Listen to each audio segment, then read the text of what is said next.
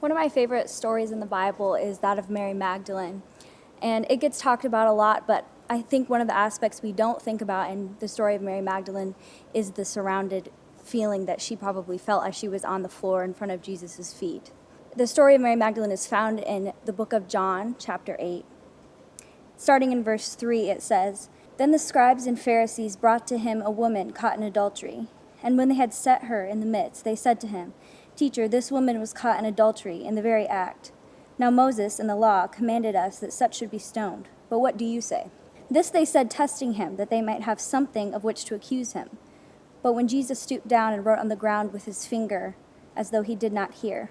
So when they continued asking him, he raised himself up and said to them, 'He who is without sin among you, let him throw a stone at her first.' And again he stooped down and wrote on the ground.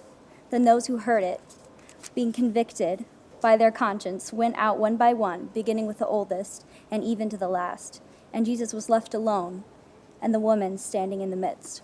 I can't really imagine what Mary Magdalene must have felt, kneeling there, thrown at the feet of Jesus, with all her enemies surrounding her, closing in on her, suffocating her, even some among them who had participated in her sins with her.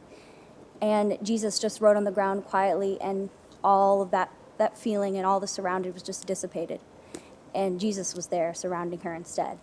And whenever we feel that way, like there's no hope for us and that all our sins are crowding in on us and we feel surrounded and the burden is so heavy, we can just look to Jesus and he'll switch it out and he'll surround us instead.